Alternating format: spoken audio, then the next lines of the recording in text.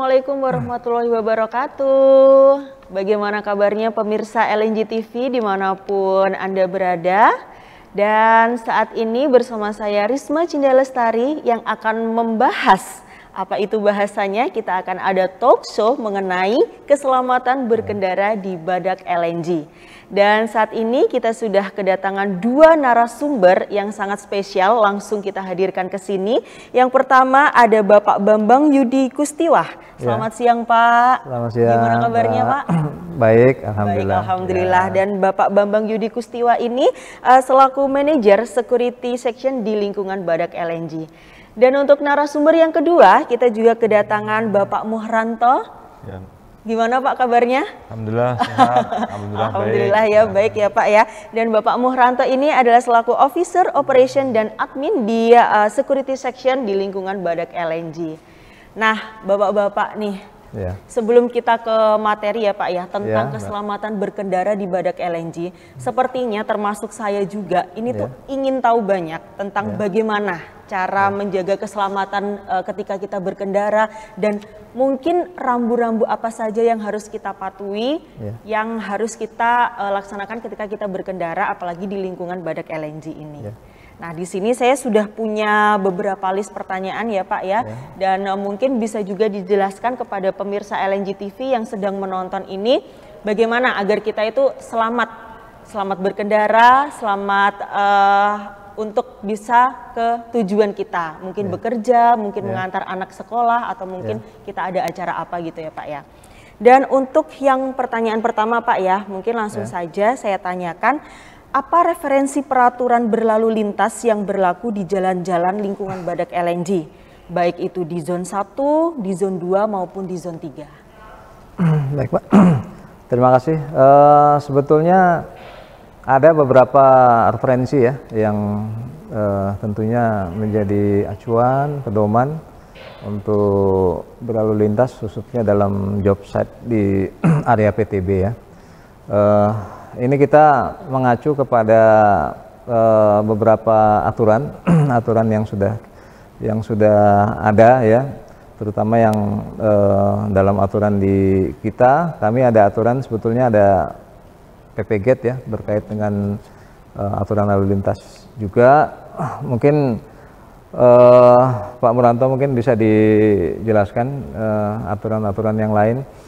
Jadi selain aturan PPGate juga, kita juga mempunyai aturan yang ada di terkait dengan safety, CQ, itu yang mengait dengan itu, termasuk juga ada aturan-aturan yang mengadop pada aturan dari polisi ya terkait dengan lalu lintas. Mungkin Pak Muranto silakan bisa disampaikan. Baik, terima kasih. Kemudian terkait dengan aturan yang berlaku di PT Badak terkait dengan Undang-Undang Lalu Lintas, semua mengadopsi terkait dengan Undang-Undang Lalu Lintas nomor 22 tahun 2009 tentang lalu lintas. Jadi semua yang ada aturan di Undang-Undang Lalu Lintas kita akan adopsi dan kita laksanakan di dalam lingkungan PT Badak, karena undang-undang tersebut merupakan undang-undang yang berlaku nasional, tetapi di dalam aturan tersebut kami akan mereferensikan turunannya menjadi PPGate ataupun aturan yang berlaku di lingkungan perusahaan, artinya berlaku di internal, tetapi semuanya digunakan untuk keselamatan, kemudian kelancaran dan keamanan di lingkungan PT Badak. Itu Bu. Oke, dan kalau boleh tahu nih Pak, untuk dari seluruh undang-undang yang berlaku itu apakah kita adopsi semuanya atau mungkin ada poin-poin tertentu yang mungkin lebih ditekankan untuk di lingkungan Badak LNG ini? Baik, peraturan tersebut ada sebagian yang memang kita harus terapkan di dalam penerapan undang-undang lalu lintas yang ada di dalam lingkungan. Yang pertama adalah terkait dengan penggunaan helm, kemudian harus mempunyai SIM dan STNK yang masih berlaku, kemudian larangan-larangan yang harus dilakukan yang terutama dilakukan di dalam dan terjadi di dalam job site. Yang pertama adalah terkait dengan dilarang menggunakan ponco yang berbentuk sangat lebar, karena itu sangat berbahaya. Terkadang ibu-ibu pakai jilbab yang terlalu panjang, akhirnya menyangkut di rantainya. Jadi ponco yang bagus adalah yang setelan baju dengan celana, jadi tidak diperkenankan menggunakan ponco yang lebar. Kemudian yang sering kita gunakan di sini adalah dilarang mendorong kendaraan bila mogok. Nah, kalau undang-undangnya kan dilarang, tetapi kalau di sini aturannya lebih detail lagi. Kalau memangnya kendaraan itu mogok, ya silahkan diparkir, kemudian dilaporkan ke petugas kami yang di lapangan. Jadi jangan main parkir kemudian ditinggal. Kalaupun kendaraan itu parkir ditinggal, pasti security akan mencari siapa ini pemiliknya. Jadi saya berharap kalau kendaraan itu mogok, ya silahkan di tempat parkir yang telah ditentukan, kemudian laporkan ke petugas kami. Karena apa? Kalau kendaraan itu didorong ataupun step, resiko akan terjatuh akan sangat tinggi. Kemudian larangan selanjutnya adalah penggunaan handphone di saat berkendara. Kenapa? Karena sangat mengganggu konsentrasi pengendara. Ya, di saat berkendara kita masih konsentrasi di dalam penggunaan handphone. Kemudian yang selanjutnya adalah merokok. Nah, kenapa itu juga dilarang? Karena lingkungan kita adalah lingkungan yang sangat bersih. Kemudian juga kita juga tidak diperkenankan sambil merokok, karena asapnya ataupun abunya akan kena orang lain, akan berakibat orang juga terkaget kemudian terjatuh. Nah, itu ada beberapa pasal yang memang kita adopsi dari Undang-Undang Lalu Lintas, kemudian kita terapkan di dalam peraturan lalu lintas yang ada di PT Badak. Izin, Bu. Dan selain itu, untuk kecepatan di sini kan kita terkenal sekali ya Pak ya, kecepatan itu maksimal adalah 40 km per jam. Nah, itu apakah juga berlakunya itu sama di zone 1, 2, 3 atau bagaimana Pak? Baik ya. Ini perlu diberikan edukasi ya, penjelasan terkait dengan kecepatan. Kita ada yang namanya ini Mbak, speed kamera ya, yang sudah kita posisikan di beberapa titik di pinggir-pinggir jalan, terutama di depan town center ya salah satunya, kemudian di dekat rumah sakit ya salah satunya juga. Nah, ini mungkin yang perlu kita sampaikan di sini khususnya di zone 3. Zone 3 itu kecepatan memang tidak boleh lebih dari 40 km per jam. Khusus yang di zone 3. Namun perlakuannya untuk di zone 1 itu beda lagi, Mbak. Jadi itu kecepatannya 30 ya, 30 km per jam. Jadi lebih lambat lagi dia. Kemudian yang perlu saya sampaikan di sini juga terkait dengan rambu ini yang perlu kita pahami, terutama dalam berlalu lintas ya, khususnya dalam job site PTB ini. Salah satunya kita ada beberapa titik yang memang tingkat kerawanannya tinggi, Mbak. Terutama di beberapa persimpangan, mungkin tahu ya, di sini ada simpang 3, ada simpang 4 gitu ya. Bahkan juga ada simpang 5. Nah, itu yang perlu kita pahami di situ, memang kita sudah dilengkapi dengan ada tanda-tanda lalu lintas ya, berupa garis terputus, berupa garis tidak terputus. Kalau terputus berarti kita harus berhenti sejenak, kemudian kita lihat aman, baru kita masuk ke posisi jalan utama. Namun demikian apabila itu garisnya tidak terputus, maka kita harus berhenti, Mbak. Harus berhenti, yakinkan dulu aman. Pada saat kita mau masuk ke jalan utama baru kita masuk. Nah, itu mungkin beberapa rambu-rambu, termasuk juga yang perlu saya sampaikan di sini, itu ada garis warna hijau ya yang di pinggir jalan. Itu juga memang keperuntukannya untuk sepeda ya, sehingga dengan saya lihat di job site kita ini dengan maraknya penggunaan sepeda ya, sepeda listrik maupun sepeda biasa, ini saya harapkan bisa mematuhi dan masuk dalam posisi batas areanya sepeda yang sudah diberikan tanda hijau itu ya. Kemudian juga yang agak rawan juga, terutama di depannya rumah sakit itu ya. di situ kan cukup crowded saya lihat. Jadi satu badan jalan itu kalau misalnya kita dari pos Kampung Baru mau masuk ke bandara, kemudian ada juga yang dari bandara mau keluar, itu melewati satu badan jalan terpecah menjadi dua.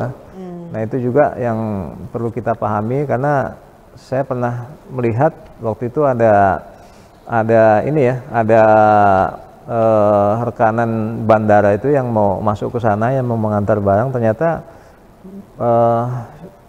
pengemudinya ini tidak memahami betul, tidak memahami untuk masuknya ke dalam area situ. Nah ini saya minta harus dipahami, kemudian nanti juga akan kita berikan penjelasan ya terkait dengan mungkin rekanan, atau mungkin yang saya waspadai juga, terkadang ada saudara kita ataupun orang tua kita yang berkunjung ke sini, main ke rumah anaknya, kemudian mengemudikan entah itu roda 2 motor ataupun mobil. Ini kadang mereka juga tidak tahu, terutama pada saat di simpang itu, pada saat dari rumah sakit yang maju itu ada lampu merah. Nah itu banyak yang salah jalan, karena memang jalan di area PT Badak ini kan cukup luas ya Mbak ya, cukup luas, sehingga di situ sudah kita tambah rambu-rambu juga yang sebelah kanan itu ada rambu merah, itu berarti tidak boleh masuk situ. Kemudian kita kasih ada tanda juga, tanda panah, nah berarti kita bisa masuk situ. Karena case kejadian yang kemarin itu dia masuk itu Mbak, masuk ke dalam jalanan itu, sehingga akhirnya berlawanan, padahal sebetulnya dia harus masuk dalam badan jalan yang ini ya, yang sisi sebelah kanan itu ya, sebelah kirinya itu. Ya tadi saya menarik sekali nih pemirsa LNG TV, tadi membahas tentang sepeda listrik ya. Tapi nanti dulu kita akan bertanya-tanya tentang bagaimana sih aturan tentang sepeda listrik yang ada di lingkungan Badak LNG. Tapi sebelumnya tadi juga menyebutkan bahwa ada garis putus-putus, ada garis lurus yang harus kita taati. Nah bagaimana kalau kita sedang di persimpangan nih Pak, terus kita akan lurus, apakah kita itu boleh menyalakan lampu hazard saat berada di persimpangan tersebut? Itu gimana Pak? Baik, terima kasih. Lampu hazard tidak diperkenankan digunakan untuk kita pada saat berjalan lurus. Jadi kegunaan lampu hazard yaitu untuk memberikan tanda di saat hujan deras, jarak pandang kita terlalu pendek atau sekitar 5 atau 10 meter. Jadi tidak sembarangan kita menggunakan lampu hazard. Kemudian juga pada saat kita mengalami trouble atau masalah dengan kendaraan kita saat mengganti ban, atau lalu lintas kita pas di belakang kita ada kecelakaan, kita harus memberikan lampu hazard, artinya memberikan perhatian untuk kendaraan di belakangnya. Jadi untuk lampu hazard seandainya kita mau lurus di perempatan, tidak diperkenankan untuk menggunakan lampu hazard, karena memang bukan peruntukannya seperti itu penggunaannya lampu hazard. Oke, baik itu ya ibu-ibu ya, ini khususnya nih ibu-ibu nih, ibu-ibu dan bapak-bapak, kayaknya podcast ini atau talk show ini tuh sangat bermanfaat sekali untuk kita. Nah lanjut nih Pak, pertanyaan selanjutnya, kita tadi sempat membahas tentang sepeda listrik. Karena di sini banyak sekali mungkin anak-anak kita yang mungkin berangkat ke sekolah atau mungkin berangkat ke tempat les atau berangkat ngaji ke masjid itu menggunakan sepeda listrik. Nah, bagaimana ini dengan aturan-aturan mengenai sepeda listrik itu? Mohon Bapak dijelaskan. Ya. Baik, Pak. Saya akan sedikit menjelaskan ya. Karena sebetulnya ini belum tersosialisasikan secara maksimal ya kepada pengguna, khususnya dalam job set PTB kita, khususnya kepada adik-adik kita yang menggunakan itu ya, terutama yang di bawah usia 17 ya, berarti dalam hal ini 14, 15, 16 itu ya.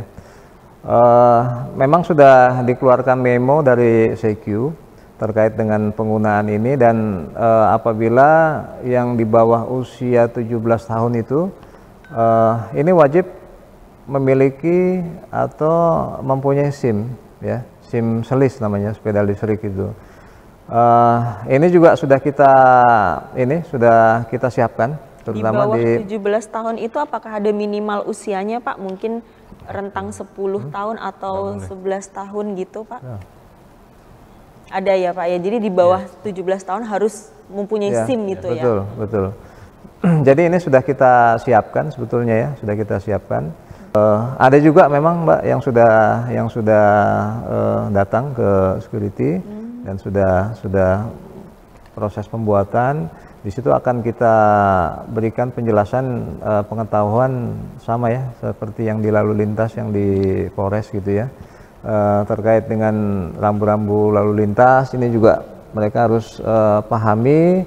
Kemudian salah satunya juga nanti ada uji praktek ya. Oh, ada tes seperti ada kayak uji kita mau praktek, cari SIM gitu ya Pak ya? Ya, nanti ada rintangan dan lain sebagainya. Sebetulnya ini kita untuk melihat seberapa jauh sih kemampuan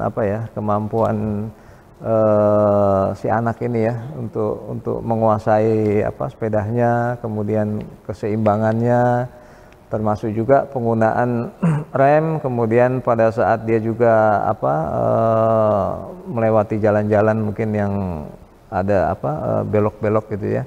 Karena memang yang saya waspadai juga, saya sering melihat ya adik-adik ini di jalan dengan sepeda ini kadang ada 3, dia sepeda sambil berjalan sambil ngobrol gitu ya. Ini kadang saya suka hentikan juga di jalan, saya ingatkan. Karena memang adik-adik sekolah ini memang kadang banyak juga yang belum tahu atau mungkin juga kadang dia lupa dan lain sebagainya. Ini yang perlu kita ingatkan. Sehingga yang harus menjadi pedoman juga manfaatkan garis pembatas tadi itu. Kalau memang sudah di jalurnya sepeda ya harapan saya bisa berjalan di jalurnya sepeda itu Mbak. Ya. Karena sudah ada khusus ya Bapak-bapak dan Ibu-ibu bahwa di lingkungan Badak LNG ini sudah ada nih jalur sepedanya sendiri. Jadi jangan sampai keluar dari jalur yang sudah ada di lingkungan Betul, Mbak. sini. Terutama garis yang berwarna ini ya, berwarna hijau ya. Berwarna hijau. Ya. Nah, terus saya mau tanya nih Pak, biasanya kan anak-anak muda mungkin ya 17 tahun ke atas anak-anak kita atau apa itu suka nih modif-modif motor. Nah, ini boleh nggak Pak? Misalnya di lingkungan Badak LNG itu kita itu menggunakan knalpot brong di sepeda motor ataupun di mobil. Kadang biar suaranya itu agak kenceng gitu ya, Bapak-bapak, Ibu-ibu. Biasanya ini anak-anak muda nih yang suka seperti ini. Ini tuh kita boleh nggak sih Pak di lingkungan sini?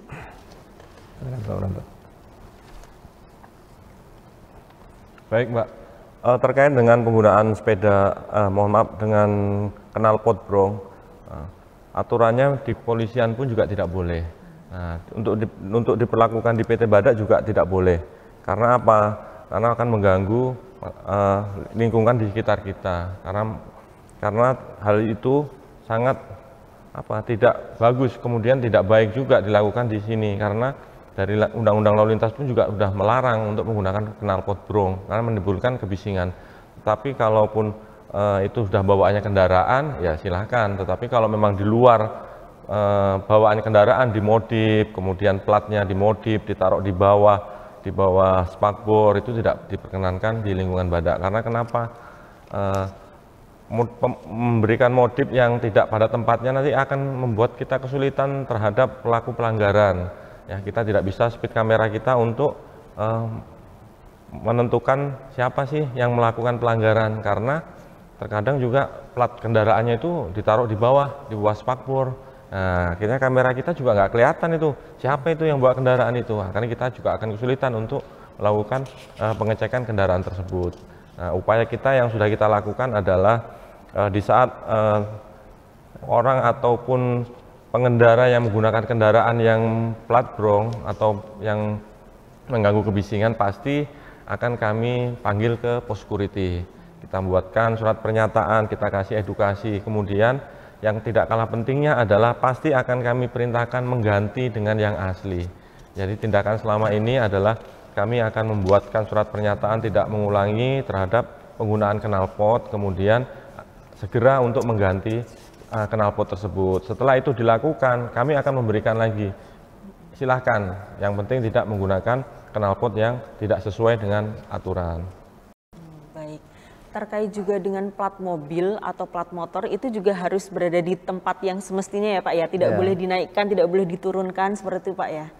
Ya, betul. Iya. Betul Pak, karena kita lihat kalau misalnya ini ya Pak ya, kita kan ada untuk mengurangi kecepatan salah satunya ada speed ya, speed kamera ya. Speed kamera itu kalau misalnya sudah, contohnya kayak sepeda motor ini yang dimodif itu kebanyakan dia kan diposisikan untuk ini ya, untuk platnya itu kadang di bawah spakbornya itu, khusus yang di belakang Ya, itu ya. Kadang ada yang bentuknya itu juga Ya, diubah betul, Pak. gitu. Ya, diubah. Nah ini yang tentunya akan menyulitkan nanti pada saat mungkin dia kecepatan tinggi dan lain sebagainya itu tidak akan tertangkap oleh speed kamera kita, Mbak. Sehingga ini yang kita perlu himbau ya, khususnya untuk yang pengguna sepeda motor yang ada dalam jobset PTB ini, harapannya ikuti sesuai dengan aturan yang berlaku ya.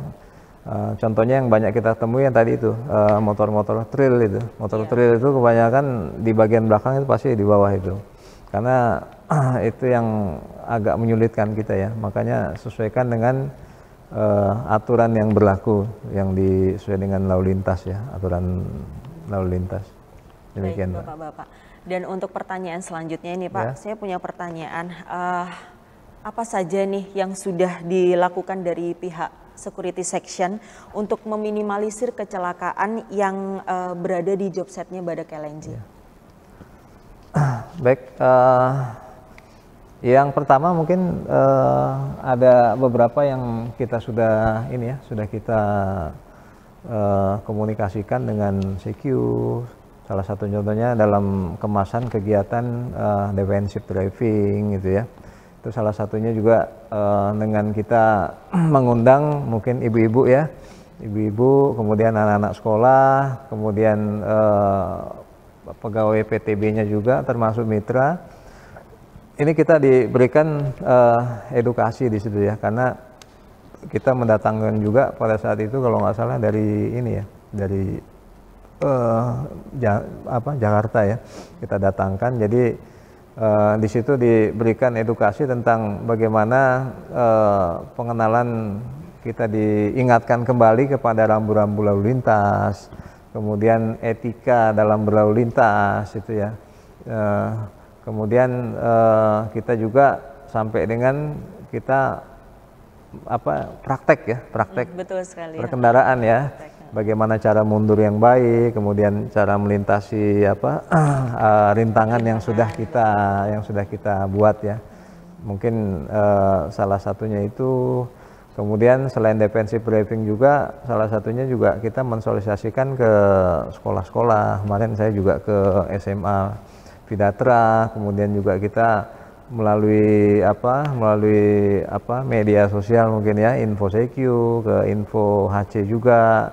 Kemudian juga kita juga bersosialisasi melalui berupa spanduk ya, yang sudah kita pasang di sekolah, kemudian juga kita pasang di pintu-pintu masuk seperti sini, ada di pos Kampung Baru yang sudah kita pasang.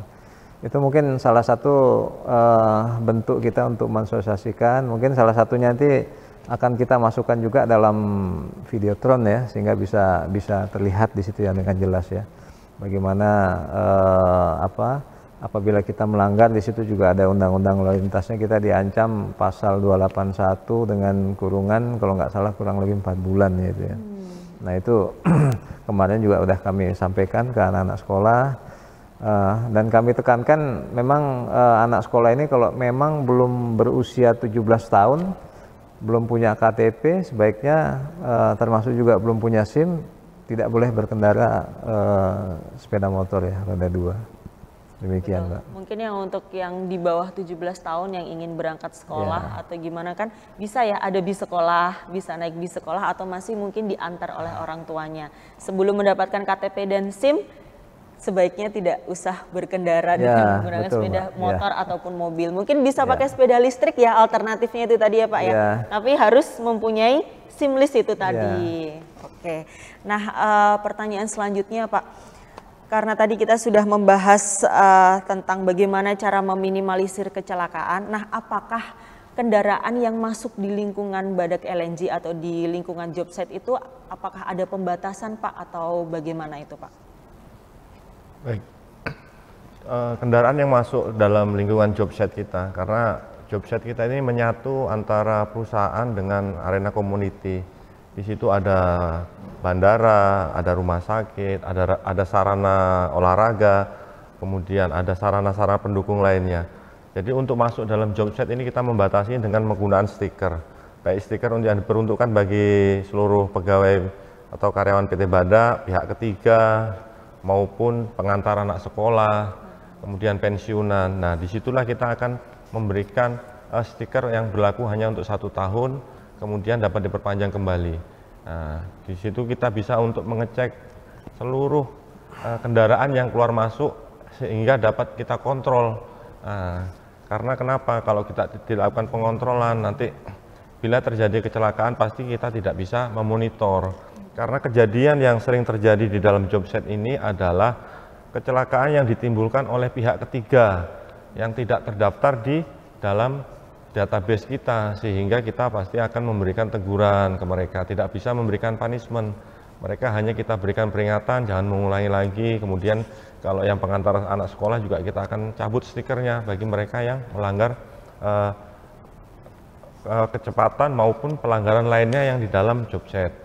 Jadi dengan adanya stiker itu kita lebih mudah untuk mengawasi keberadaan kendaraan kita yang beroperasional di dalam job site. Termasuk dengan kalau misalnya naik sepeda motor itu juga harus lengkap ya Pak ya, mungkin spionnya itu harus dua atau betul, itu dengan kelengkapan semuanya ya Pak ya. Betul sekali. Bahkan kendaraan dari luar pun kalau memang tidak memenuhi syarat untuk ketentuan masuk, kami tidak akan memberikan akses. Apapun itu, termasuk penggunaan kelengkapan kendaraan, SIM-nya mati, STNK-nya mati, kemudian kelengkapan yang lain tidak lengkap, kami tidak akan memberikan akses. Kalaupun ada pengendara atau pengemudi kendaraan dari luar, silakan masuk, tapi dengan meninggalkan KTP sebagai identitasnya. Ya, kemudian kita akan memberikan badge untuk masuk ke dalam job site. Nah, itu memang aturan yang harus diatur karena sesuai dengan SOP yang kita punya, karena kita merupakan objek vital nasional, Mbak, yang harus kita jaga untuk keamanan dan ketertiban di dalamnya. Termasuk juga dalam pengguna operator ojek online ataupun yang lainnya itu tetap kami atur. Karena kenapa? Terkadang mereka masuk dalam job site ini tidak tahu alamat. Nah, di dalam baru kebingungan. Makanya saya himbau untuk yang para pengguna ataupun Bapak Ibu yang pesan dari luar ya, berikan alamat yang tepat. Kalaupun memang tidak tahu, silakan tanya ke security kami yang di pos-pos depan. Jadi jangan kepedean masuk, taunya sampai di dalam nggak ketemu-ketemu juga. Nah, muter-muter saja di dalam, pasti nggak akan ketemu. Makanya kami kan selalu ada tim kami yang patroli itu untuk melaksanakan tugas, untuk melakukan patroli di sekitar lingkungan job site kita. Kalau memang ada bapak-bapak, ibu-ibu yang kesulitan, silahkan ditanyakan, jangan malu bertanya.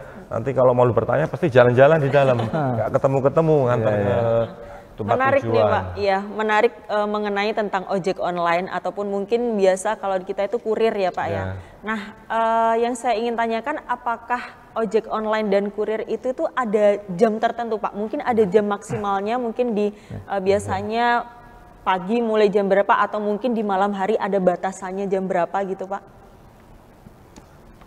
Terima kasih Mbak. Untuk pembatasan memang kita juga dari sisi ini ya, khususnya tingkat kerawanan ya Mbak ya.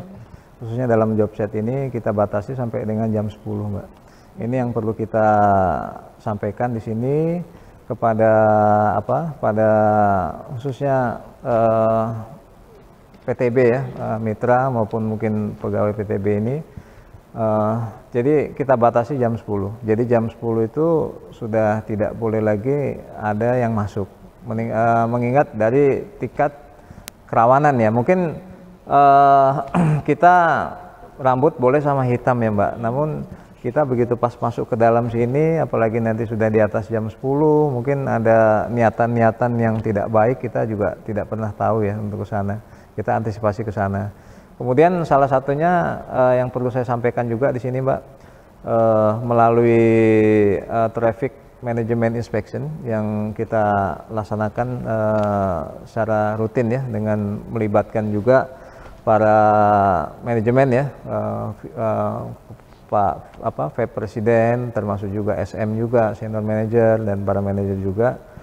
Ini kita melakukan ini salah satunya karena memang dalam job set ini, ketika saya masuk ke dalam job set sini, dalam PTB ini memang sangat-sangat crowded ya, terutama di saat pagi, kemudian saat kembali, maupun mungkin pada saat istirahat siang ya. Karena dalam job set ini saya pahami di sini satu area, di situ ada area produksi, kemudian ada perkantoran, kemudian di situ juga ada area perumahan, jadi satu ya. Nah ini yang memang perlu kita kendalikan melalui melalui stiker itu Mbak ya, sebagai penanda itu ya, baik dia mitra maupun pegawainya. Kemudian itu juga ada batasan waktu 1 tahun itu ya, sehingga kita bisa membatasi itu ya, membatasi masuknya kendaraan. Termasuk juga selain itu, kita kan kepentingan masuk ke dalam sini ada pelayanan rumah sakit gitu ya, ada yang berobat, kemudian juga ada yang mengantar anak sekolah gitu ya. Sehingga memang pagi-pagi ini kalau saya lihat cukup crowded ya. Sekali. Crowdednya. Mungkin salah satunya itu untuk pengendalian kita dalam stiker itu ya. Betul. Jadi untuk bapak-bapak dan ibu-ibu, kalau sudah lewat jam 10 malam, jangan pesen kurir ya, atau jangan pesen ojek online. Mungkin kalau misalnya lapar tengah malam mungkin bisa keluar sendiri ya. Sebetulnya masih bisa mesen, hanya ngambilnya di pos. Oh betul, gitu. Mesen jam 11 malam pun enggak apa-apa, silakan aja ya, tapi ngambilnya di pos. Ngambilnya di pos. Tidak boleh masuk dia ke dalam Tidak itu. boleh masuk. Hanya mungkin perlakuan untuk ketika nanti ada mungkin yang sakit dan lain sebagainya, untuk mengantar sakit mungkin itu hal-hal khusus mungkin. Itu case khusus ya Pak itu ya. case yang khusus mungkin nggak ada masalah ya Mbak ya. Betul. Ya. Nah tadi kita juga udah ngobrol nih Pak ya terkait stiker nih. Untuk stiker kan kita harus ganti setiap 1 tahun sekali. Betul. Nah itu untuk 2025 ini tuh di bulan apa ya Pak ya? Atau mungkin setiap tahun itu ada bulan tertentu untuk mengganti stiker itu Pak? Ya. Perlu saya sampaikan di sini ya, untuk stiker ini termasuk ini juga Mbak, termasuk bed juga ya. Oh termasuk bed juga ya? Termasuk bed juga, nanti akan ada pergantian di Maret ya, di 31 Maret ya Pak Armanto ya. Di akhir Maret ini kita ada pergantian bed, kemudian ada pergantian stiker juga. Ini juga kita masih menunggu nanti dari Korkom ya, apakah nanti bed ini bentuknya dalam bentuk seperti ini lagi, atau mungkin nanti berubah desainnya, kita masih menunggu Pak. Kemarin juga tadi baru saya telepon ya ke sana, masih belum ada keputusan. Namun demikian nanti kalau misalnya ada pergantian ya, nanti akan kita ganti di Maret habisnya itu. Di Maret ya? Khusus yang 2025 ya. Khusus yang 2025 ya, di lagi. Maret. Bentar lagi berarti ini sudah lagi. tanggal 20 ya, Februari ya. Ya. Jadi disiapkan nih bapak-bapak dan ibu-ibu, jangan sampai lupa dan juga jangan sampai telat. Untuk persyaratannya mungkin bisa ini ya Pak, tetap sama ya Pak ya persyaratannya? Persyaratannya sama mungkin ya. Sama. Okay. Sama. Baik. Kalau untuk SIM itu kita harus punya SIMPOL ya, SIMPOL dulu baru kita bisa punya SIM perusahaan kalau untuk SIM itu ya. Oh gitu, iya baik. Ya, untuk selanjutnya nih Pak, tadi kan kita sudah membahas jalan-jalan yang crowded di mana saja, apalagi di waktu jam pagi mungkin antar anak sekolah, di jam istirahat siang itu, terus juga pas mau masuk kerja lagi itu kan crowdednya ya Pak. Nah dari security section ini apakah punya nih Pak jalan-jalan mana aja sih Pak yang biasanya itu sering terjadi kecelakaan atau mungkin sering terjadi ada miss-nya gitu di job setnya Badak LNG ini? Baik, terima kasih. Jalan-jalan yang ada di PT Badak ini yang pertama yang sering menjadi crowded adalah di saat pagi hari Mbak. Jam 7 pagi itu semua pengen berebut masuk. Ya. Tapi mengantisipasinya kami melakukan rekayasa lalu lintas, yaitu dengan melakukan flashing di perempatan untuk mengatur lalu lintas supaya berjalan lancar. Kami tempatkan anggota untuk berangkat maupun kembali bekerja, itu upaya kami. Kemudian jalan yang sering terjadi kecelakaan ini yang mohon untuk perhatian, itu yang pertama adalah di turunan Korkom ke bawah. Karena lampu merah kadang-kadang dari atas itu licin. Kemudian karena licin ngeremnya pakai rem depan, akhirnya nyungsep di situ, jatuh karena licin. Itu. Kemudian rombongan dari atas itu kalau pulang kerja, nah itu sering terjadi di situ. Kemudian yang kedua adalah simpang 3 air mancur, karena orang dari Kampung Baru itu Bu, kalau mau ke bandara dia nggak lihat juga arah yang dari rumah sakit, padahal di situ ada garis terputus. Mohon maaf, garis yang lurus itu kan harus berhenti dulu, kita pastikan dulu keamanan yang di kanan maupun yang arah lurus. Nah, sering terjadi di situ. Kemudian yang sering terjadi adalah tidak konsentrasi dalam mengendarai kendaraan. Karena jalur utama memang prioritas, tetapi jalur yang kecil juga mempunyai hak. Artinya begitu kita di perempatan, pertigaan, ada garis yang tidak terputus di setiap ujung jalan, yang ada garis tidak terputusnya silakan berhenti, kita lihat dulu kanan, kita lihat kiri, kemudian begitu aman silakan untuk melanjutkan perjalanan. Ada juga jalan yang memang dikhususkan tidak untuk tempat berhenti, contohnya yang di bawah fire itu ada lampu merah. Nah, di situ ada kotak besar sekali. Nah, kita jangan berhenti di situ, meskipun lampu merah jangan berhenti di kotak tersebut karena di situ berbahaya. Karena bila terjadi sesuatu terkait dengan fire, kendaraan mau keluar pasti tidak akan keluar karena kita akan terhambat di situ. Kemudian turunan yang sangat sering terjadi adalah turunan yang ada di depannya superficies itu, yang depannya sebelum training. Nah itu karena dari atas menikung kemudian menurun. Kemudian tikungan-tikungan dan jalan yang untuk memutar. Terkadang ibu-ibu, bapak-bapak itu kalau muter nggak dilihat juga, main muter aja, nggak taunya kejeblos ke bawah. Kemudian juga yang sering terjadi adalah tidak konsentrasi karena silau matahari. Beberapa kejadian juga seperti itu. Dia lihat sepertinya jalan itu lurus, padahal jalan itu belok karena katanya kena matahari. Nah, jadi kita sebelum berkendara itu ya kita siapkan dulu fisik kita, mental kita, kemudian surat-surat kita, jangan sampai kejadian kecelakaan ini terjadi lagi, kemudian di tempat itu saja. Yang sering terjadi adalah tempat situ saja. Nah, kemudian terakhir kemarin kami menemukan pengendara yang dari ujung lapangan golf itu Bu, kan ada 2 jalur mau ke kanan. Itu sampai ke ujung masjid itu dia berada di jalur kanan. Nah, ini sangat berbahaya sekali. Jadi overburden dari ujung situ sampai ujung sana, padahal jalan itu sangat besar sekali. Makanya kemarin upaya kami memasang tanda, jadi tanda dilarang masuk yang sebelah kanan, yang sebelah kanan kami ada buatkan tanda penunjuk, artinya sudah jelas. Jadi kalau dari kita arah lapangan golf belok ke kanan ya harus pakai jalur yang kiri. Nah itu yang pernah terjadi, kemudian yang harus kita antisipasi, jangan sampai yang sudah terjadi ya jangan terulang kembali di tempat-tempat itu. Kemudian ibu-ibu pengantar sekolah, bapak-bapak pengantar sekolah, kalau pagi itu juga tidak tertib, dalam arti ada petugas kami, mana yang kami dahulukan, ya depan pos hop, itu ikutinlah petugas kami yang ada di lapangan, ya mana yang didahulukan, jalur mana yang suruh maju, jalur mana yang harus sabar. Karena setiap jam 7, sebelum jam 7 itu pasti mereka pengen cepat-cepat sekali untuk masuk ke sekolah. Habis itu karena anaknya 2 atau 3 ya udah pengen ke sana, pengen lagi satunya. Nah, akhirnya tidak sabar. Nah, itu yang sering terjadi. Betul. Terima kasih, Bu. Kuncinya sabar ya Bapak Ibu ya. Dalam berkendara itu kuncinya harus sabar. Tidak usah terburu-buru, yang penting selamat sampai tujuan. Betul. Ya, betul, nah, ini Pak, saya lupa tadi mau menanyakan tentang pihak ketiga. Nih, kita kan juga banyak sekali ya Pak ya pihak ketiga yang mungkin bekerja dengan kita, entah itu mungkin tukang kebun atau mungkin ART atau dan sebagainya. Nah, dan itu untuk pihak ketiga kan pasti harus punya stiker ya Pak ya. Harus punya stiker kendaraan, harus punya SIM juga, STNK juga harus lengkap. Nah, itu untuk kan harus diperpanjang juga Pak ya. Apakah ada prosedur tambahan untuk memperpanjang stiker untuk pihak ketiga itu? Gimana Pak?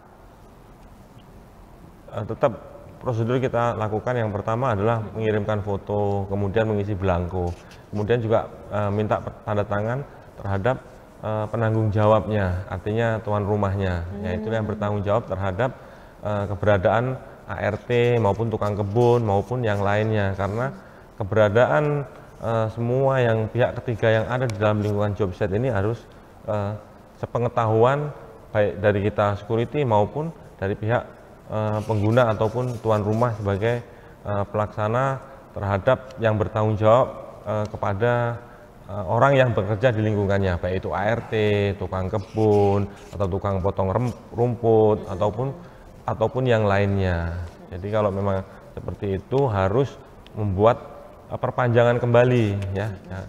Jadi saya berharap jangan sampai sudah mati kemudian tidak bisa masuk, kemudian tidak ada upaya. Nah ini yang kita harus waspadai. Kalau memangnya tinggal 1 bulan ya harus untuk segera diurus kembali supaya nanti tidak tertahan di saat akan masuk, karena di pos-pos kami security kalau memangnya sudah mati atau habis masa berlakunya pasti tidak akan bisa masuk terhadap para pekerja tersebut ya. Dan juga itu berlaku juga untuk di sepeda listrik ya Pak ya, apakah prosedurnya juga sama seperti yang untuk SIM-nya yang stikernya untuk pihak ketiga? Untuk yang sepeda listrik? Untuk sepeda listrik sampai hari ini belum ada aturan terkait dengan pihak ketiga. Jadi sementara ini kita perlakukan hanya untuk lingkungan di dalam job set saja. Jadi yang berlaku untuk pembuatan seamless, kemudian penggunaannya pun hanya diberlakukan untuk internal, artinya untuk di dalam lingkungan job set.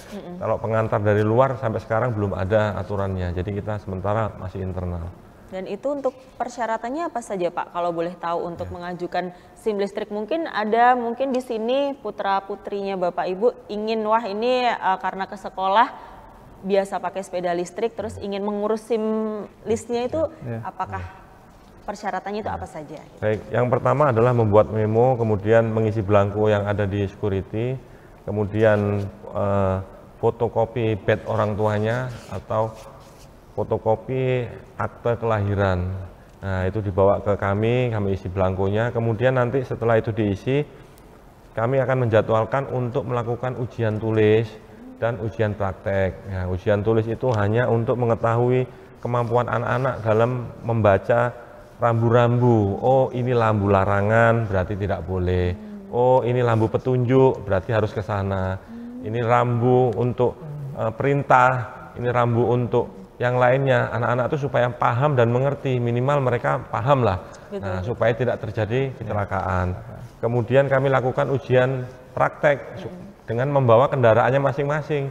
Karena supaya apa? Mereka sudah terbiasa dengan kendaraan yang dia pakai setiap hari.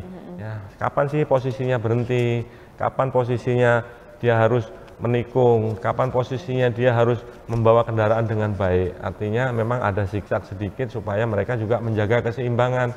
Jangan sampai pas di saat berkendara nanti jatuh karena memang dia tidak stabil. Makanya kami lakukan ujian untuk praktek. Setelah mereka melakukan ujian praktek tulis lulus, baru kami akan terbitkan SIM listnya. Nah, silakan bagi Bapak Ibu yang anaknya masih sekolah, kemudian masih di bawah 17, umur 14, 15, 16, silakan untuk mengurus SIM list. Karena ini memang memo yang diterbitkan dari perusahaan untuk kita laksanakan. Karena setelah itu mungkin kita akan melakukan penegakan. Ya artinya kalau memang anak-anak itu pakai sekolah tidak menggunakan SIM list, ya sudah orang tuanya pasti yang kita akan panggil. Karena memang ini aturan sementara masih sosialisasikan untuk dilakukan semua terhadap para pengguna sepeda listrik. Dan untuk helmnya sendiri Pak, apakah pakai helm motor atau helm sepeda itu? Ya untuk helmnya menggunakan helm sepeda masih. Helm sepeda ya? Sepeda ya. Baik. Mungkin perlu ini Mbak, perlu saya tambahkan sedikit ya. Selain sepeda listrik juga yang perlu menggunakan helm ya, helm itu sepeda biasa juga. Saya menghimbau di sini karena banyak case kejadian dia menggunakan sepeda biasa, mungkin karena hanya dekat ya, akhirnya dia tanpa helm gitu ya. Begitu pas nanti ada kejadian ya kita tidak berharap ya kecelakaan dan lain sebagainya, akhirnya akan fatal ya, tidak terlindungi kepalanya. Sehingga saya menghimbau di sini kalau bisa selain sepeda listrik juga ya sepeda biasa juga menggunakan helm Mbak. Walaupun standarisasinya sebetulnya helmnya hanya helm sepeda saja sih yang kita gunakan. Karena walaupun jaraknya dekat ya Bapak Ibu-ibu, tapi untuk safety-nya kita, untuk keselamatan kita lebih baik ya kalau naik sepeda juga harus tetap pakai helm, pakai sepeda listrik juga harus tetap pakai helm sepeda ya Pak ya untuk hal ini. Baik Pak, kayaknya sudah tidak kerasa ya Pak ya, kita sudah ngobrol selama ini, kayaknya harus ada sesi 2, 3, 4 ya Pak ya selanjutnya ya. Mbak. Dan di sini saya mengucapkan terima kasih banyak kepada Bapak Bambang Yudi Kustiwa dan juga Bapak Muhranto atas kesempatannya sudah hadir di LNG TV. Mungkin nanti kita akan ngobrol-ngobrol lagi tentang materi-materi yang lebih wow lagi ya. Baik, pemirsa LNG TV yang kami banggakan dimanapun Anda berada, terima kasih sudah mengikuti talk show kita hari ini dan sampai bertemu di talk show lainnya. Saya Risma Cinda Lestari, akhir kata, wassalamualaikum warahmatullahi wabarakatuh.